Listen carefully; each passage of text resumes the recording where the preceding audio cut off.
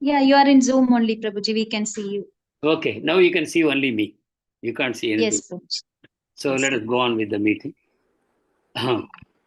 So last week we saw Mr. Yen died, and then the matter was taken up by Mrs. Yen. Correct? Did we discuss that also in last meeting? Where did we stop?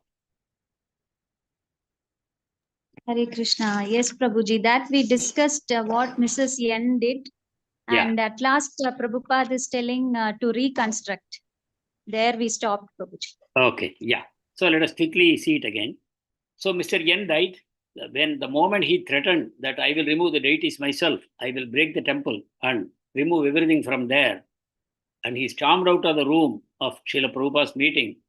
That week, he was hospitalized with a severe heart attack, and 2 weeks later, the man was gone.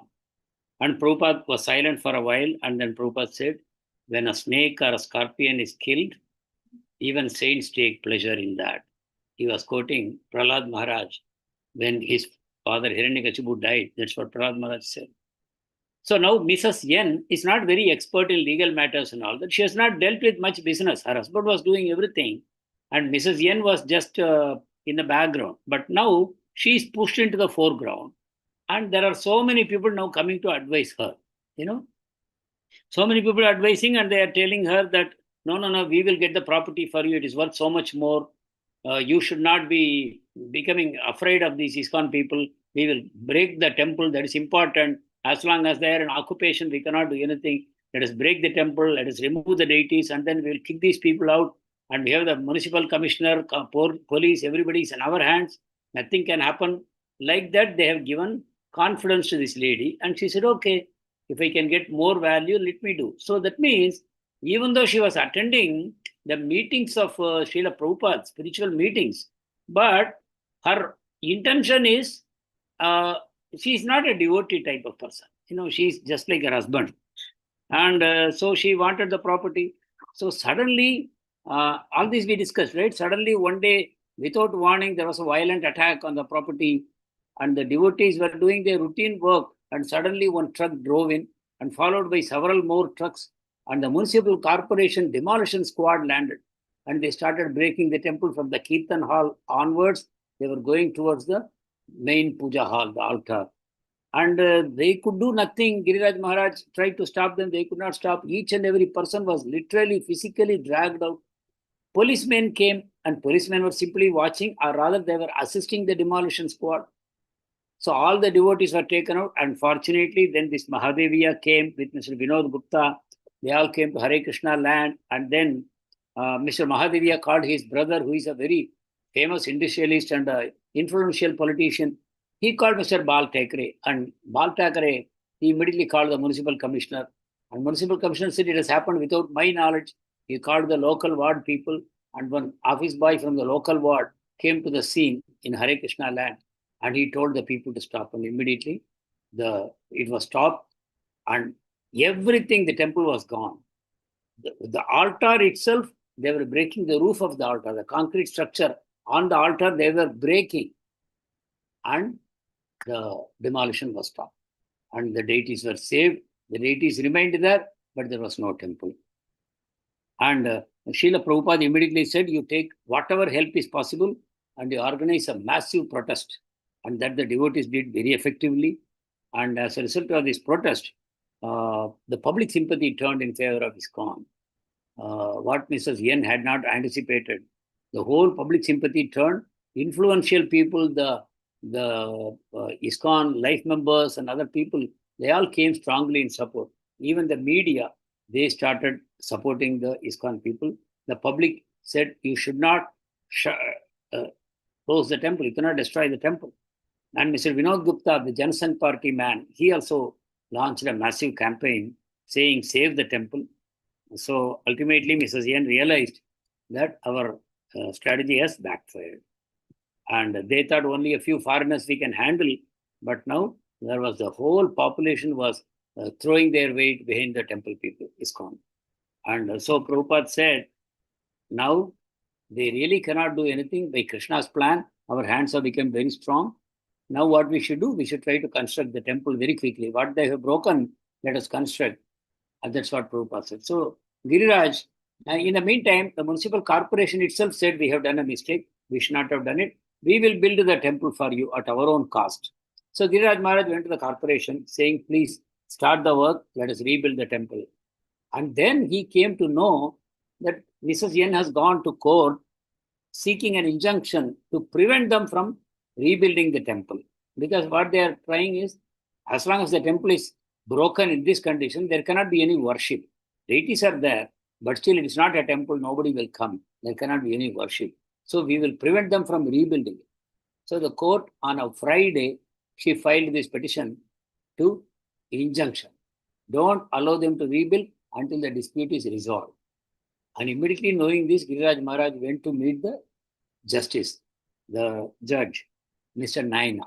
And he told Giriraj, look, today is Friday, court vacation, Saturday, Sunday. Monday only I will take up her petition.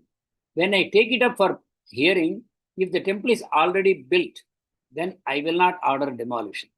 So you have only now Friday, now evening, and Saturday, Sunday are left with you.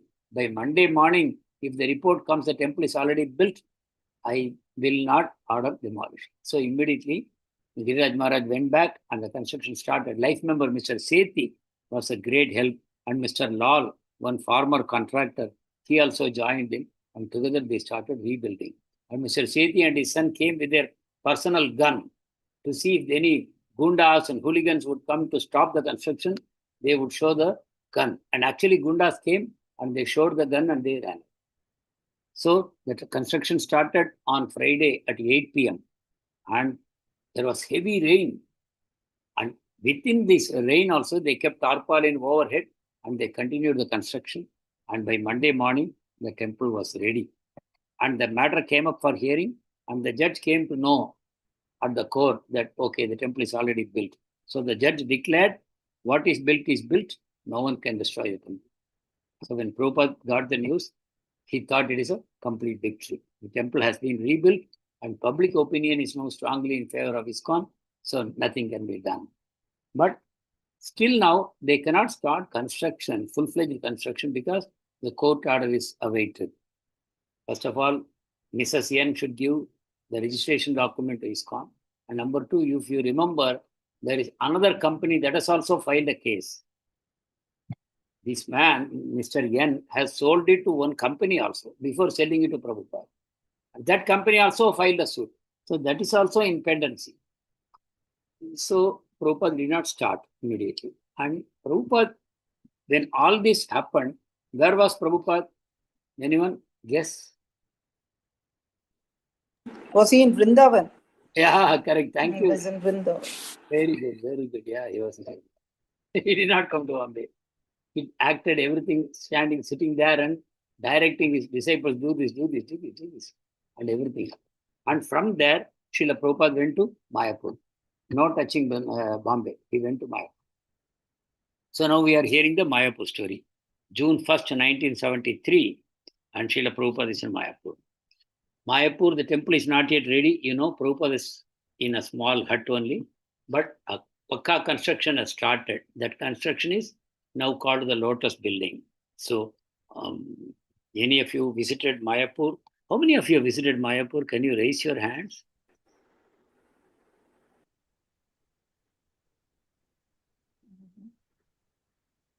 Only 3 hands are up. Prabhuji, even I have visited. Thank you. Yeah, 4 then. Kalikamar Ghosh Prabhu has visited along with me. You know, so 5. He is frequently there, Prabhuji. He is a lucky person. Yeah, he's a Mayapur man. Yes, Prabhuji, I'm there actually. You are there? Yeah, I'm there. No, I'm at home right now. Okay, you are at home. Yeah, I was on the way actually. That's why I could not raise hand. Okay.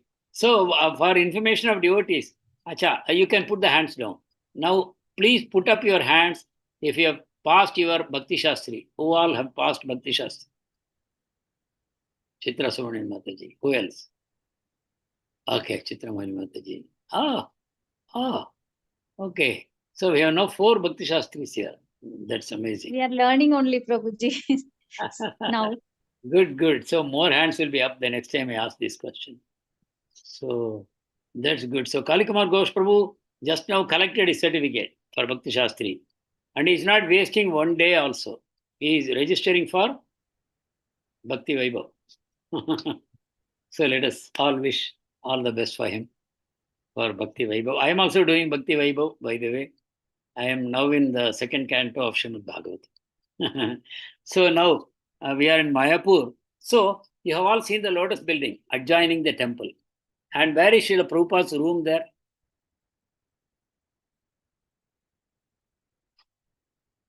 Where is Srila Prabhupada's room? Prabhuji, he must have stayed in that Bhajan Kutir. No, that was the starting point. But now this building has come up, no? It's not Okay, Lotus complete. building. Okay. It's not complete Lotus building, but Prabhupada already moved in. Okay, it's an incomplete building, but still I will occupy. I want to come to this building. So who all have seen Prabhupada's room? Not seen. Seen, Prabhuji. Yeah. Yes, Prabhuji, I have seen. You've seen, na? Yeah. So it is on the second floor Oh, of yes. Lotus building. It is on the second floor of Lotus building. That room is now preserved. You can go to that room, you can chant and experience the presence of Srila Prabhupada there. In my opinion, that is the best place for chanting. Two places. One is Prabhupada Samadhi Mandir, and second place is this Prabhupada's rooms. They are the best places for chanting in the whole of Mayapur, in my opinion. Peacefully, you can sit comfortably, you can keep the fans on, and in Prabhupada watching over you, you can chant nicely. So that room, actually two adjoining rooms, Prabhupada took up. One room became his study room, and the another room was his bedroom. In the study room, Prabhupada will do translation, the desk would be there, and then he will receive the guests and all that. And in the next room, he will take prasadam and he would rest. So these two rooms, Prabhupada occupied. Even though work was going on, there was a lot of construction noise. It was practically construction site. But Prabhupada still said, I will occupy. And some more devotees of Srila Prabhupada also who were staying there, they also moved into this incomplete building to serve Srila Prabhupada. They considered themselves as menial servants of Srila Prabhupada. And they thought Lotus building as Prabhupada's own house. And we are all his menial servants. So they were all waiting upon Srila Prabhupada to execute whatever orders he would give. The day Prabhupada moved in, there was a huge storm, billowing black clouds and high winds and all that, but there was no damage.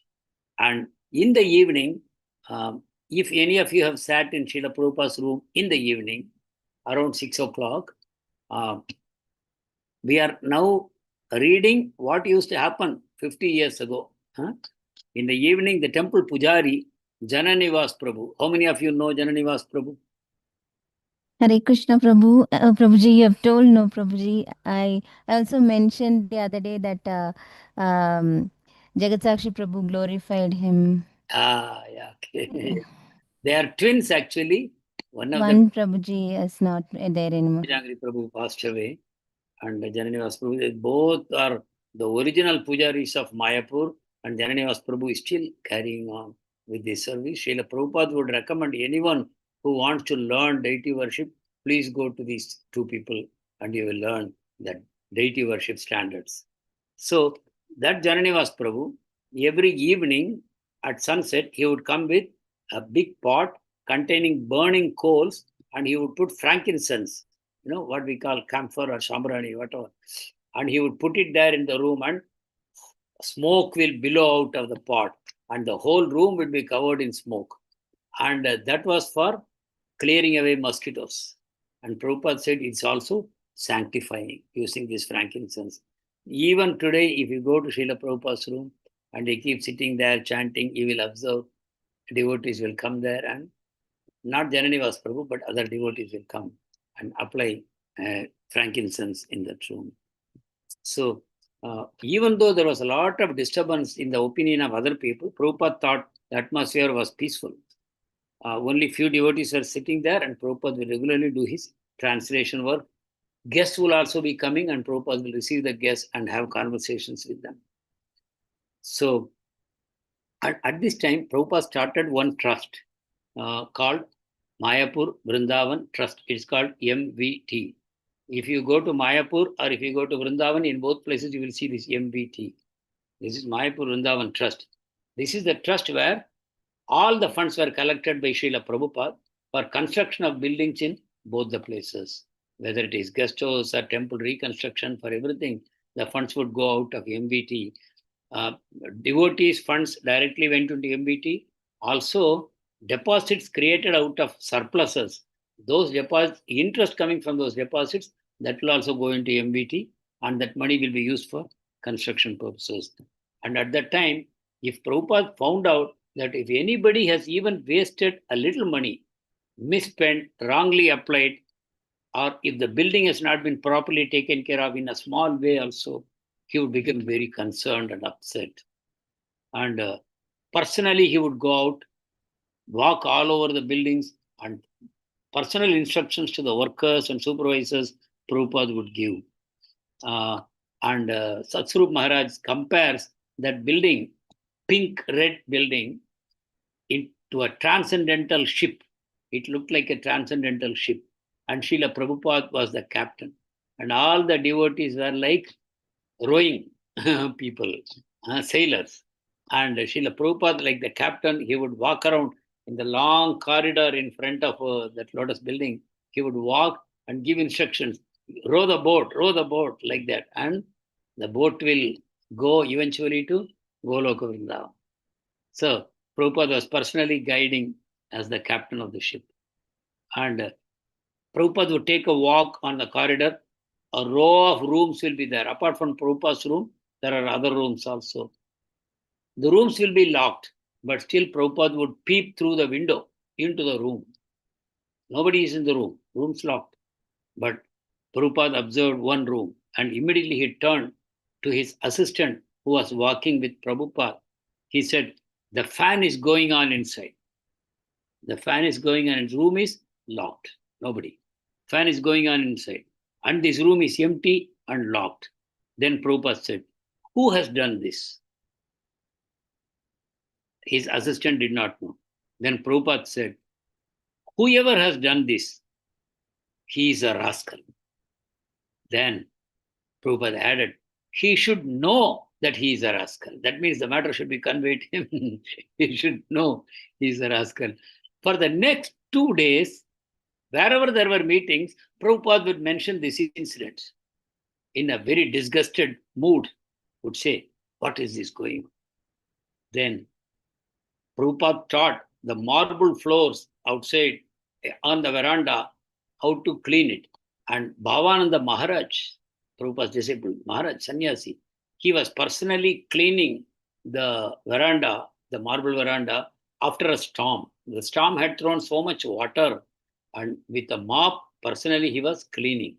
And Prabhupada watched and said, this is the way marble floor should be cleaned. And he was very happy with Bhavananda Maharaj. Performing menial services in a selfless way for the pleasure of the spiritual master brings you great progress.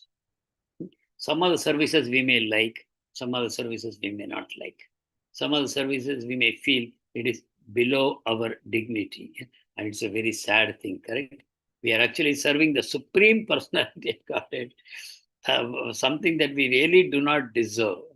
When we serve the spiritual master or we serve a temple, actually there's a service to the Supreme Person, but there also, if we think high and low, this is suitable for me. See, if we cannot do something out of age or other restrictions, that's a different matter. But considering something beneath our dignity, no, this is a job for an illiterate. I will not mop, I will not sweep, I will not wipe the floor and all that.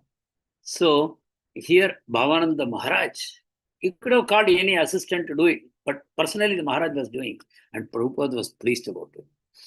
And then Prabhupada, we just now saw how Prabhupada becomes angry at deviations. But at the same time, Prabhupada felt a lot of affection towards these disciples and a lot of gratitude also for those people who have given their lives to Mayapur. We all know the conditions of Mayapur at that time. Absolutely no facilities. But these disciples they had come there and they're willing to live for years also to execute the orders of Srila Prabhupada. So one night, listen carefully, one night, Srila Prabhupada called Bhavananda Maharaj into his room and he started inquiring about the devotees. And even as he was inquiring, suddenly Prabhupada began crying. So now in Srila Prabhupada's Lilamritha, at least some 3-4 places we see Prabhupada crying. So this is one place where Prabhupada started crying. And he said, I know it is difficult for all you Western boys and girls. You are so dedicated, serving here in my mission. I know you cannot even get prasadam. When I think that you cannot even get milk and that you have given up your opulent life to come here and you do not complain. You don't complain to me also. I know it, but you don't complain. I am very much indebted to all of you. So when you read Bhakti Rasamrita Sindhu, we talk about how rasa develops. How rasa develops. All of you are reading Bhakti Rasamrita Sindhu. Let us hear something about Bhakti Rasamrita Sindhu. What are the major topics that is discussed in Bhakti Rasamrita Sindhu? Broad topics, starting from Vibhava. What are the other things? Hare Krishna Prabhuji, that's Right. it for Angas of Bhakti. Yeah. And Aparad about the offenses. No, that's all fine. What I'm saying is, Rupa Goswami develops, how between the soul and the Supreme Lord, the relationship develops, from the stage of, Shraddha, Sadhasanga, Bhajana, Kriya. You go up to the stage of Rati or Bhava. From Bhava, you reach the stage of Prema, correct? And at the level of Prema, Sthai Bhava develops. Sthai Bhava is your own personal relationship with the Supreme Lord. And then the whole Prema is like an amazing drama that happens in the spiritual world. And what are the ingredients of that, the pastimes that happen in the spiritual world? That is discussed, in great detail. So what is Vibhava?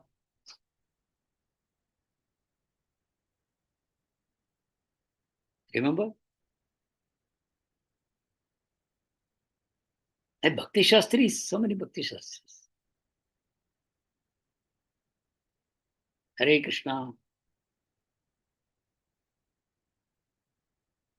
Hare Krishna Prabhuji.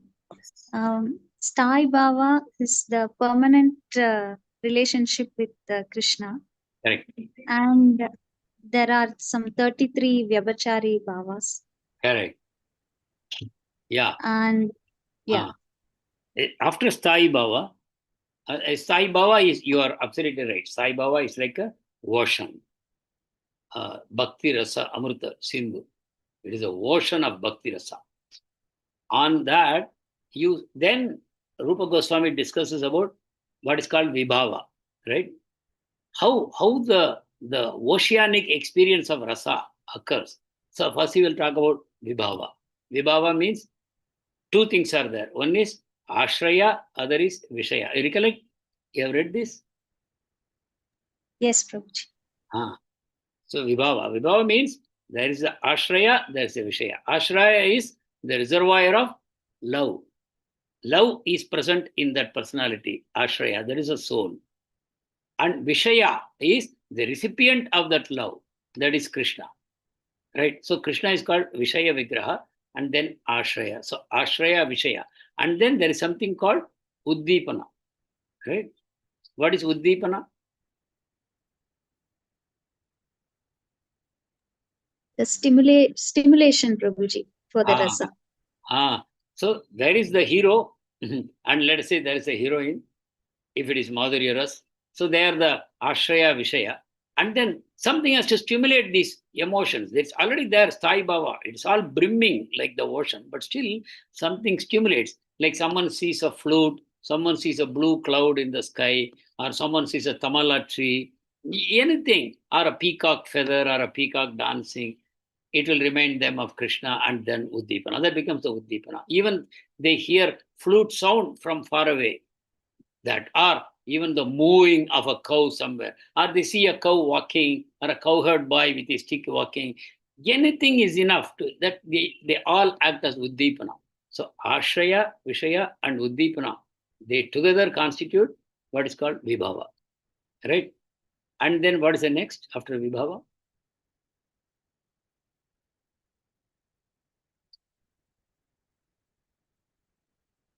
This is your Bhakti Shastri, NOD, Vaiva.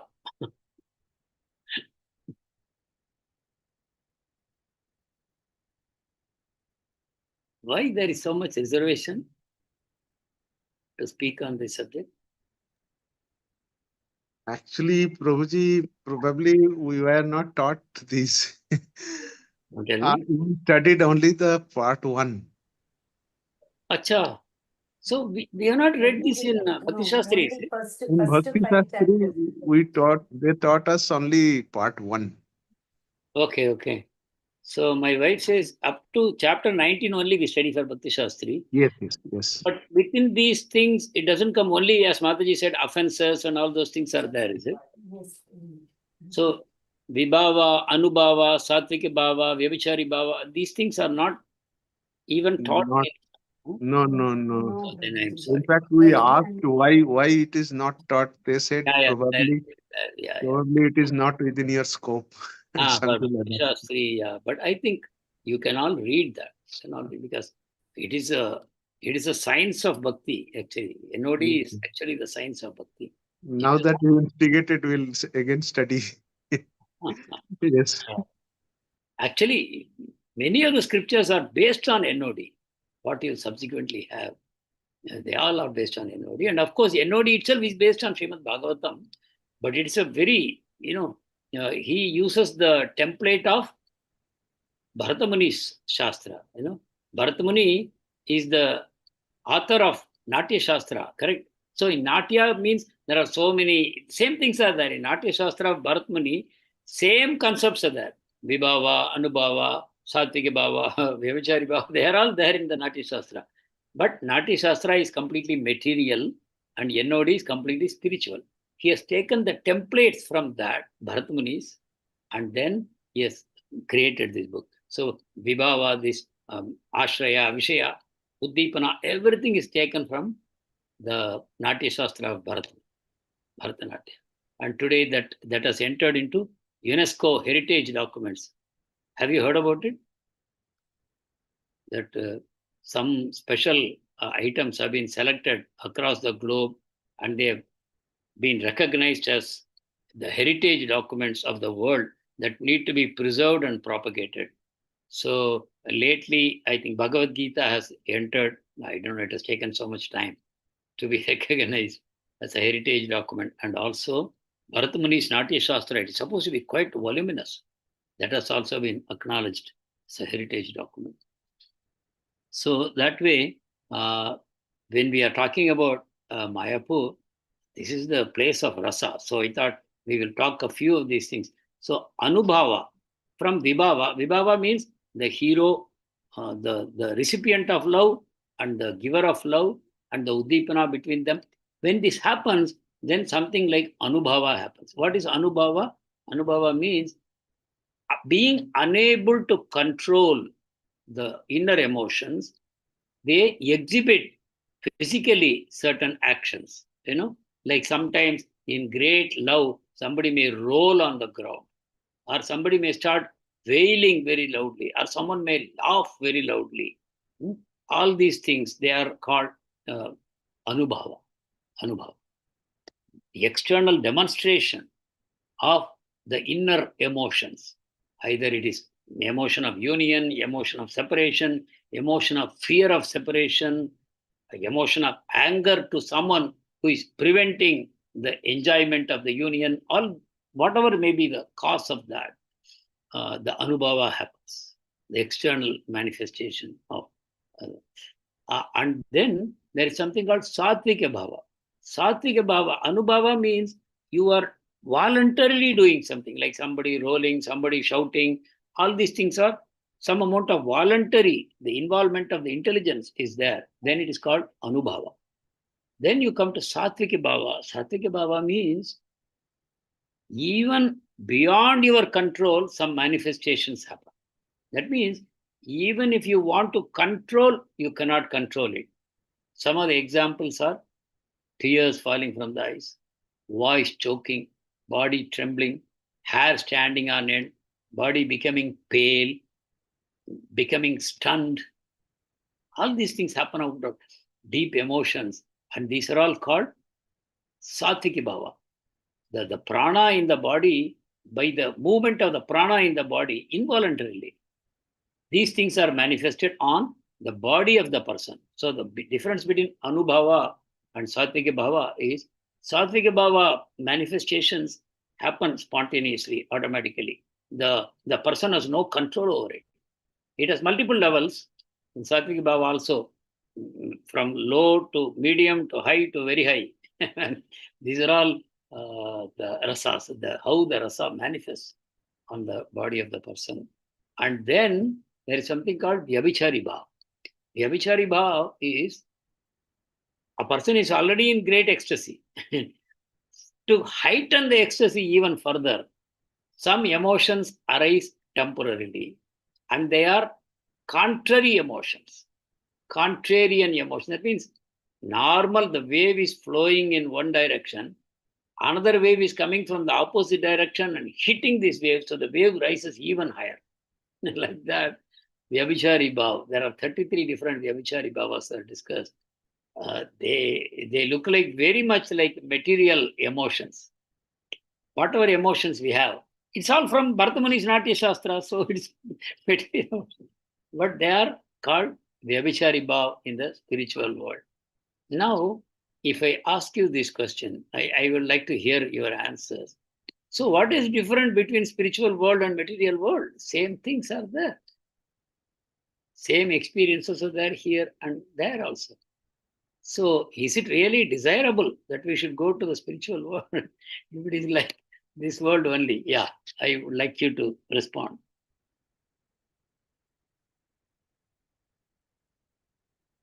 Hare Krishna Prabhuji. There is a prema in spiritual world, but here it is the inverted form like lust, Prabhuji. Yeah. And that is permanent. Spiritual world is permanent, Yeah. unlike the material world. Hare Krishna Prabhuji. Hare Krishna, yeah, that's agreed. But still, what is all these negative emotions doing there? Fear, anger, envy, pride, devastation, ghastliness, fear. Should they be present in the spiritual world?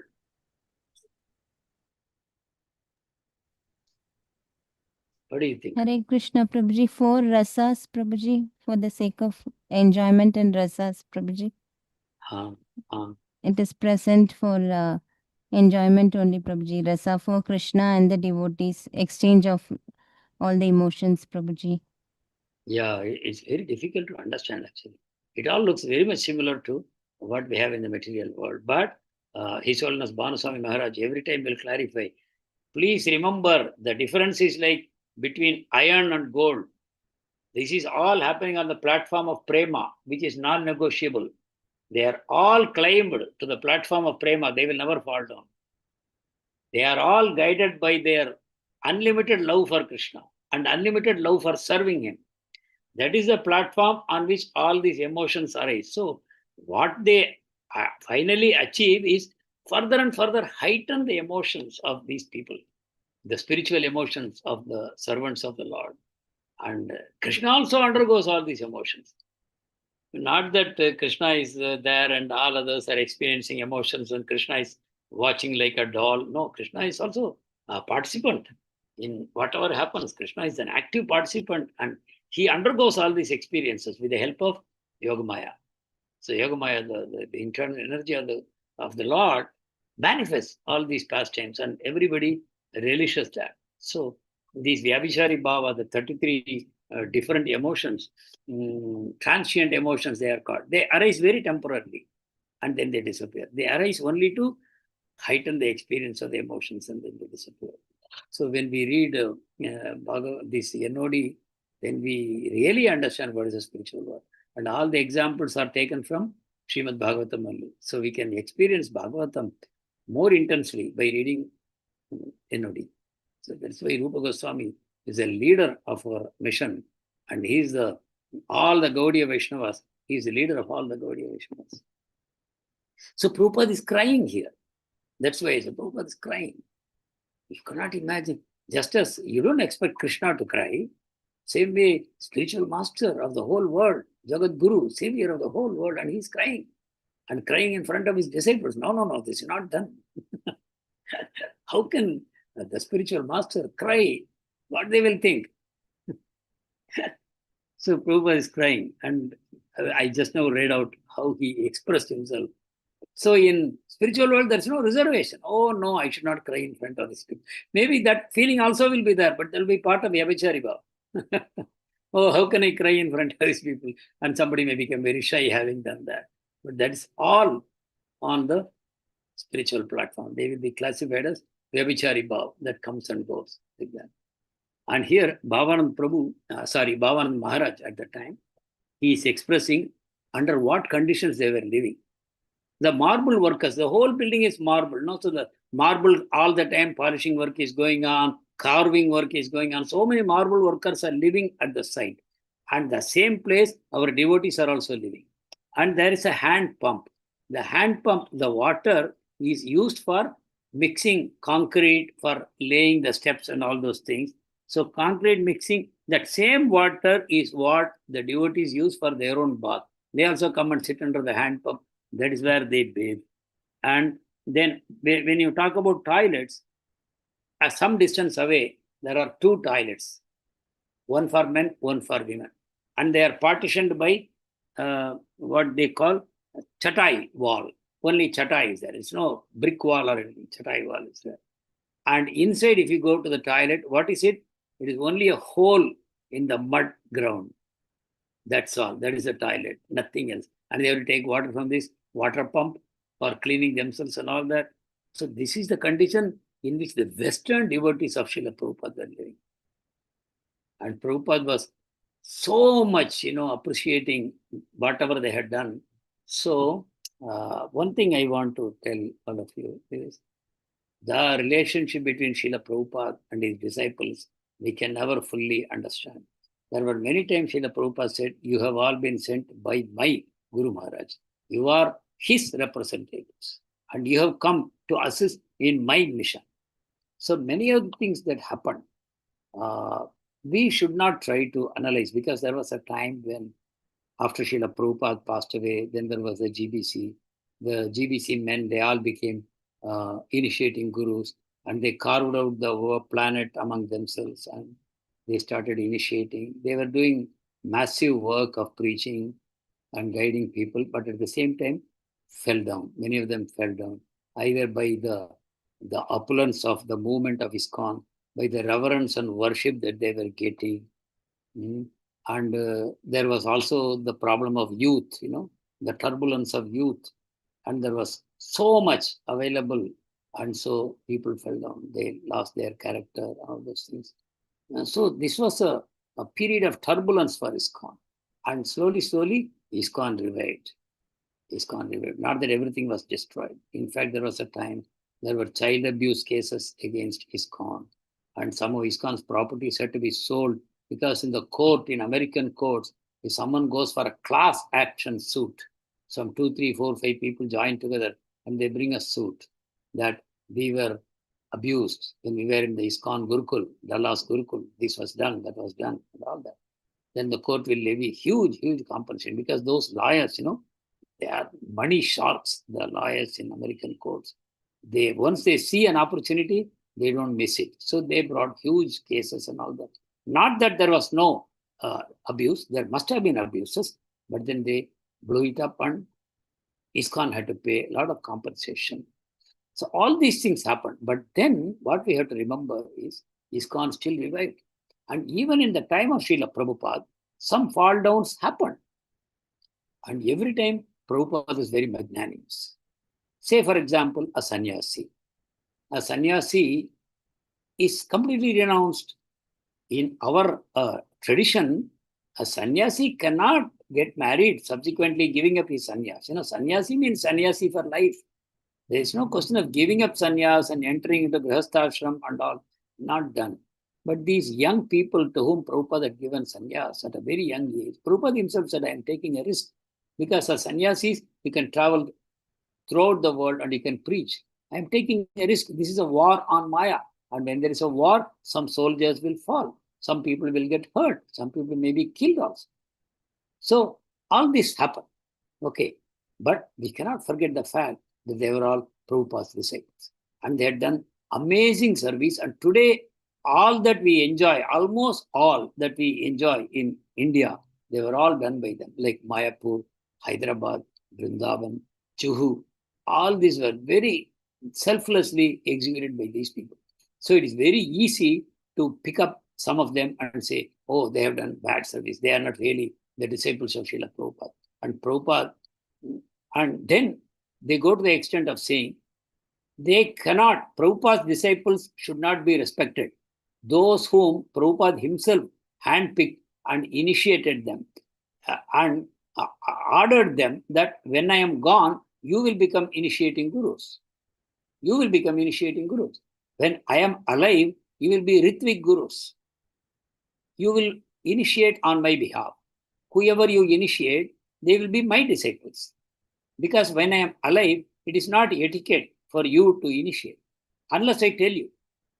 When I am alive and still I order some of you to start taking your own disciple, then you can take. That means at the same time, some disciples can become Prabhupada's disciples by Ritvik method, and other people may become the disciples of Srila Prabhupada when they take initiation from Prabhupada's disciples. Both the systems Prabhupada has spoken about elaborately. And there were fall downs, it is true, and many people's hearts were broken because they had taken initiation from these gurus. Everything is true. But then things were rectified subsequently, and it was always assured that if in bona fide good faith you have taken initiation from a particular guru, and that guru, for some reason, you find that they are breaking the rules, they are not chanting, they are not following the regulative principles, and they are preaching the wrong philosophies, and they are associating with the wrong kind of people, then you can renounce your guru. Then you can renounce your guru. But it doesn't mean that because such fall downs happen, I will never take initiation from a disciple of Srila Prabhupada. You are saying that, oh, Prabhupada's disciples are not good enough. The disciples accepted by Srila Prabhupada, they are not good enough to be my guru. Then what I say, but I will have a Ritvik method and I will make you a direct disciple of Prabhupada. Prabhupada in his time, he initiated 5,000, 6,000 people. But apart from that, now he is gone. Now we have become the representatives of Prabhupada. We are the Ritvik gurus. Who appointed you? No answer. Nobody appointed you as Ritvik gurus. But you call yourself as a Ritvik guru. And you represent Prabhupada. On what authority? No authority. But you say, you don't take initiation from the disciples of Srila Prabhupada. But we are the Ritvik disciples of Prabhupada with no authority at all. And when we initiate you, you will become Prabhupada's disciples. Prabhupada is no longer there on this planet in his physical Vapu form. He is there in the Murti form. In the Murti form, definitely he is present everywhere. But at the same time, to say that I have a Prabhupada Murti here, so I can initiate any number of people and make them all Prabhupada's disciples. How can you do that? That I am the only person now authorized to initiate you on behalf of Prabhupada. I will create you as a, and when I accept you, you are accepted by Prabhupada. And you only find fault with people who were accepted by Prabhupada when he was physically present on this planet. And he said, no, don't accept them. Don't accept them. They take their disciples, they are disciples of Prabhupada, and they are taking their disciples. No, Prabhupada's disciples, don't trust them. But I will make you a Prabhupada's disciple. If you have no respect for Prabhupada's disciples, whom Prabhupada made when he was actually alive, and you are keeping Prabhupada's deity and saying, I have become the Ritvik Guru, nobody authorized you, but you are making yourself the Ritvik Guru and say, I am making you a Prabhupada's disciple. What is so great? If Prabhupada personally accepted disciples, you don't have respect for them. And what is the benefit for my getting initiated through you into a disciple of Prabhupada? So very clearly, we can see that a very unwanted controversy has been raked up. And disciples will know that we have a Diksha Guru system and a Siksha Guru system. And primarily, we are a Siksha Parampara. We are a Siksha Parampara. If in good faith you have taken initiation from a Diksha Guru, who is authorized by GBC to initiate, and you have taken, and subsequently that Diksha Guru falls down, you have no loss. That responsibility of Srila Prabhupada, it's an institution. It's an institution. Even from a bank, supposing somebody has given you a loan and that man is transferred or he retired or died, can the bank refuse to give you that loan? Even in material institutions, this is there, the system is there. So why would anyone have a problem that Prabhupada appointed a guru and that guru initiated me and subsequently that guru fell down? What is my problem? I am still connected to the institution. Is it not? Anywhere it can happen. But what is more important is we are a Siksha Parampara. For Siksha, you should be connected to a proper Siksha Guru. If your Siksha Guru falls down, you can find another Siksha Guru. You are surrounded by Vaishnavas. You can always take the Vaishnava association and you can find that Siksha Guru who really appeals to you, who gives you the real knowledge that you want. And all the Siksha Gurus in ISKCON, they are speaking from the books of Srila Prabhupada. So you are completely safe. But if you know that a particular guru has fallen down, but you still out of sentiment, you want to follow that guru, that is your problem. Someone fall down, very obviously you come to know, then you give up that person. But still, you remain connected to the ISKCON mission by Diksha. And Siksha is what will take you back home, back to God. Diksha is to get you connected. That is very, very important. But then the fall down of Diksha Guru is not the end of your spiritual life. If you see our parampara also, we are focused on the Siksha. So where is the problem? By making Diksha the most important thing, these Ritvik people have actually destroyed this one vital ingredient of ISKCON, that is Siksha Parampara. Siksha is what is really important. By harping on Diksha, by making Prabhupada your Diksha Guru and making themselves the Siksha Guru, they are doing disservice. Prabhupada is respected as the preeminent Siksha Guru of the whole ISKCON movement. And we are a Siksha Parampara. And that way, the most powerful Siksha Guru of everyone to come is Srila Prabhupada. Yes, Rohini Mataji wanted to ask something. Hare Krishna, Prabhuji. Prabhuji, forgive my ignorance, but Prabhuji, what exactly is the meaning of Shiksha Parampara, Prabhuji? Is it because we are into preaching? And then what I don't understand. When we are saying we are Shiksha Parampara, then, but Diksha is also given, no, Prabhuji? And how are we different than the other Vaishnav Sampradayas, Prabhuji? Because even, I don't know, Prabhuji, hope I'm not creating any offense by asking this question. No. Please ask. No, don't. Yeah, I don't know, Prabhuji. I just don't understand it, so I'm asking you. You are asking me, it is the correct way. If you go and ask somebody on the street, see what is going on, that is offense. That should not be done. But in the regular class, you are asking this question, it's quite valid. You should not keep these doubts in your mind. See, Diksha and Siksha, we know the two things, correct? Yes, Prabhu. In ISKCON, if you see the whole parampara, the parampara lineation is done based on Siksha, not Diksha. I may have a Diksha Guru. If you take Bhaktivinoda Thakur, he had a Diksha Guru who is nowhere there in the parampara. That Diksha Guru is called seminal Guru. That means in many Vaishnava families, they have gurus by parampara system. The father is the guru of my father, his son is the guru of me, and his son will become the guru of my son.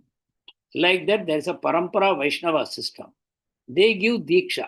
They may not be very knowledgeable on philosophy and other things, but there is a Diksha system, they give Diksha. They just connect you to the bona fide Vaishnava parampara. They are coming in that parampara. So that is all the respect that is given to them. But Bhaktivinoda Thakur, he considers Jagannath Babaji as his Siksha Guru. And that is how in the parampara you see Jagannath Babaji and then Bhaktivinoda Thakur. If you take Gaur Kishore Das Babaji, for him also, the Siksha Guru is Bhaktivinoda Thakur, in whose house he used to regularly sit and do his japa and attend his classes and all that.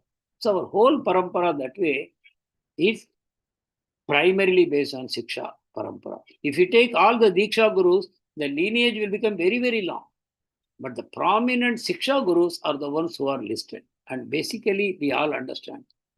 By Diksha, we are connected to the parampara, but by Siksha, we make progress. Diksha Guru may also be your Siksha Guru. That is perfectly okay. But there are times when Diksha Gurus are not very accessible to you. Somehow or the other, you happen to take Diksha from some particular Guru who you don't see again and who is not very accessible for communication by letters or emails and all those things. So you are connecting to other Siksha Gurus and taking instructions from them. That is perfectly in order. As long as the Guru is guiding you towards Krishna based on the scriptures and he is connected to the parampara, then you are safe. Is it okay? Yes, Prabhuji. Yes, and especially the comparison that you gave also made it very clear how we are different from the Vaishnav Sampradayas. Other. Yeah. We have a special focus on Siksha. Special Okay. focus. People who now this Ritvik system for a specific purpose, Prabhupada Institute. That was when Prabhupada was very sick and he was not able to directly go physically and give initiation. He appointed some of his GBC men as Ritvik Gurus. He appointed them specifically to perform the Ritvik duties of those who wanted Prabhupada's initiation. He said, I am authorizing you like power of attorney agent. You go do the whole process, but they will not become your disciples. They will be my disciples. And that was for a particular purpose. When Prabhupada recovered, there was no this Ritvik system. So Ritvik system is for a particular purpose that agency is given and then it is taken back. But Prabhupada said, but on my disappearance, you will become the Guru and the disciples will become your disciples. They are not my disciples. You cannot create disciples for me without my authorization. I am not asking you. And because a Guru has a responsibility, see, every initiating Guru has a responsibility to choose their disciples carefully. And the Guru also takes a part of the karma of the disciples so that there will be no obstacles in their spiritual life. They have to make progress. And anyone who is coming to the mission, we all carry past baggages of karma that may prevent us from chanting properly, taking association properly. We might have offensive mentality, all that arising from our past sinful life. So these offenses are taken away by the spiritual master at the time of initiation, at the time of Diksha. So how can I do that on behalf of Prabhupada? So that I don't take any responsibility. They are all Prabhupada's disciples. That nothing will touch me. So that's not correct. You don't become an agent. See, there is somebody, let's say there is a prime minister, and I say that I am the agent of the prime minister, and I do so many things. And is the prime minister responsible for that? Whatever I do. Because I am calling myself his agent. He never appointed me as the agent. He never appointed me, but I am still calling myself. So this is where the unnecessary confusion has been created. Let it be. But one thing between the two factions of ISKCON, we don't talk about them. Even though they keep talking about the fall downs of gurus, what happened and all that. They have great pleasure in fanning all these things and creating so much bad will in the world, bad publicity for ISKCON, for their own reasons. We don't do that. I also don't recommend that any of you enter into that mud and get your body also polluted. Not required. It is only required to safeguard ourselves and to safeguard others who have some doubts on this point. That our point is that we should see always good in others and we fan the good things in others. That will help us to progress. If we have the habit of finding fault in others and writing about it, speaking about it, publicizing about it, and always trying to look for any defects in other people, that's not the way to spiritual growth.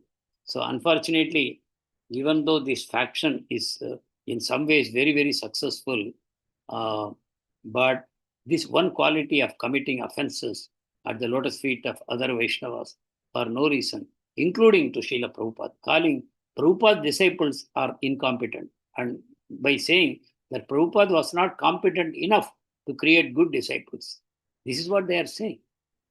They say, We will create disciples of Prabhupada because Prabhupada did not create good disciples. How do you like it? We will create the best disciples for Prabhupada because Prabhupada himself did not know how to do that. This is what they are saying effectively. So let us protect ourselves. Let us not discuss this point too much because you have been regularly associated with me for a long time. I thought to some extent I should also clarify. I cannot just keep quiet and allow you to carry all these problems. If anyone wants to ask any question at this point, please do. Any questions? You've been watching what's going on. Simply because someone won a matter in the Supreme Court doesn't mean that they are correct. The courts of India are not very competent to adjudicate on spiritual matters. Do you not think so? That's a property matter, whatever. Yes, Kalikumar Ghosh Prabhu. Prabhuji, if I happen to visit Bangalore and can I freely visit that temple also? You can visit, but don't take association. That's all. You don't have to. You can visit the temple. It's a nice property. It was originally ISKCON property. Now it has been converted into somebody's property. Doesn't matter. It's still a nice temple. And for all that, we say they are also propagating Prabhupada's books only. They are following the same Mangalarti principle. They have the deity of Prabhupada with them. Only problem is they say whatever we do on behalf of Prabhupada. But the other ISKCON is not representing. That's what they say. And they unnecessarily they waste their time. And they pollute their own consciousness by finding fault in others. Other than that, we have all respect for them. Let them do their job also. If Prabhupada's books are getting distributed and more people are appreciating in gratitude what Prabhupada has done for us, I think we have no objection. Let them carry on. Yes, Meenakshi Shankar Mataji. Hare Krishna, Prabhuji. I heard from some other devotees, Prabhuji, that the books that are printed by Hare Krishna movement, even in their Bhagavad Gita or Bhagavatam, there are a few lines that are included which are not right. So it is better to take a book from the ISKCON direct movement. Is it correct, Prabhuji? That is also hair splitting only. But why should you take from them? There is no need. But see, basically, Prabhupada authorized some of his American disciples to edit his books. To edit his books in the sense, not that in philosophy Prabhupada has made some mistake and they have to change the philosophy. No. It's not that my disciples are better than me in philosophy, let them edit my books. That's not what Prabhupada meant. What Prabhupada said was, look, all said and done, I am an Indian. English is not my native tongue. So when you are writing a book in English, when an English speaking person by birth, if they read my book, they should not feel uncomfortable. This style is not okay. This is not the way we handle English here. So for that purpose only, there are spelling errors, there are grammar errors, or there are some issues with idioms and phrases. The way we use idioms and phrases in our native tongue could be different from what they use in America. For those purposes, Prabhupada told them you can make. And all said and done, hardly any changes have been made because the disciples of Prabhupada are doubly careful that they should not change the words of Prabhupada. Only when they felt absolutely necessary, without changing the essence, the content, they have changed some words here and there. So see, these are all people, they always want to create some strife, some misunderstanding, some trouble.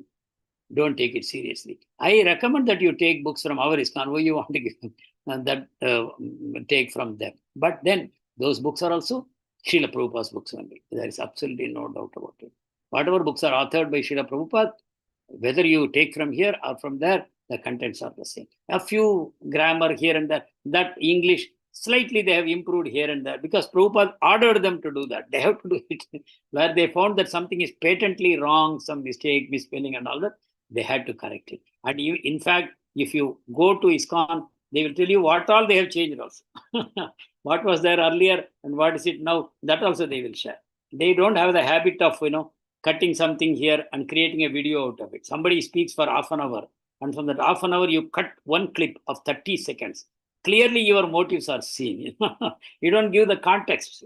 Even this lecture, what I am giving you now for 1 hour, you go every 30-second clip, you will find, oh my God, what this person is speaking so offensively. Taken out of context.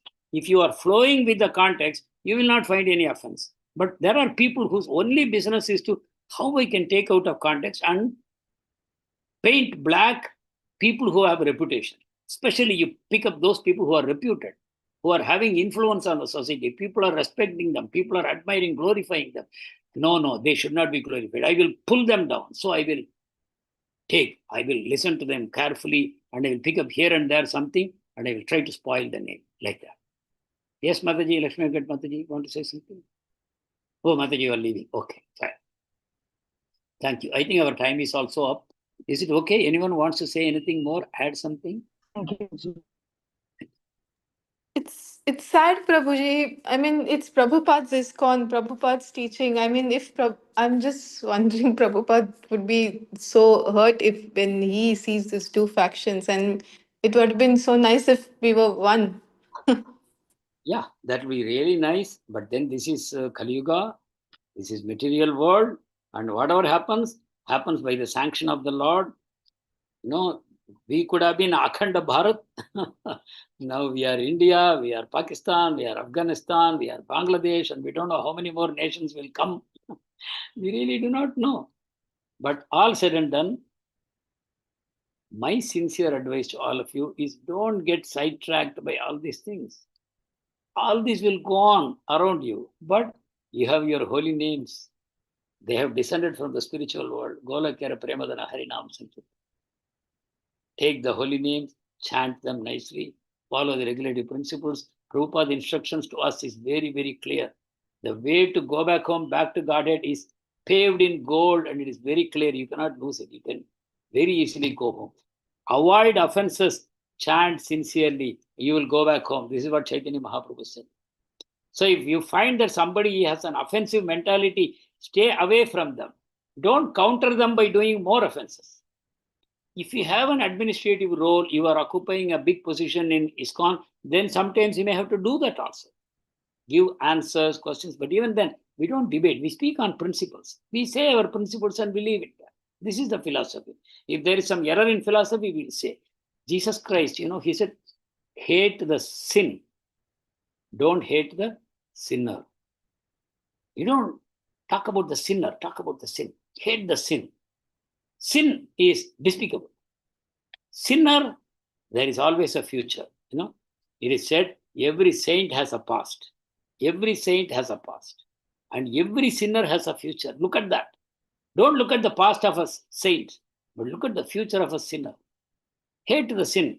Don't hate the sinner. So that way you will be safe. Your path will be filled with roses. You will never have to step on a thorn ever at all. So don't get disturbed by all this. This will go on. If you see Srimad Bhagavatam, you see so many incidents where you see, why it is happening to a devotee? It should not have happened and all that. No. It's all happening with the permission of the Lord. Not even a leaf falls without the sanction of the Lord. See, that is our great strength. We know Krishna, the Supreme Personality, is there in the spiritual world. And he is also permeating the entire creation. Right? He's permeating the entire creation. He's there in every atom. And from every atom, he can come out. The whole Lord is present in every single atom. So, without his permission, nothing will happen. So, let us not question these things. Let us not get disturbed. We are so lucky. We are now connected to the movement. We are connected to Srila Prabhupada. We have the books. We have the guidance. Let us happily move forward. Is it okay, Mataji? There's nothing really, nothing has gone bad. Everything is perfect. The world is perfect as it is. Yeah. Yes, Prabhuji, thank you. Hare Krishna. Okay. So thank you again. We'll meet again next week. We will continue what is happening in Mayapur. Actually, very, very interesting things are happening in Mayapur also. We will see that next time. And one thing I wanted to tell you, my PPTs are becoming increasingly difficult. Why?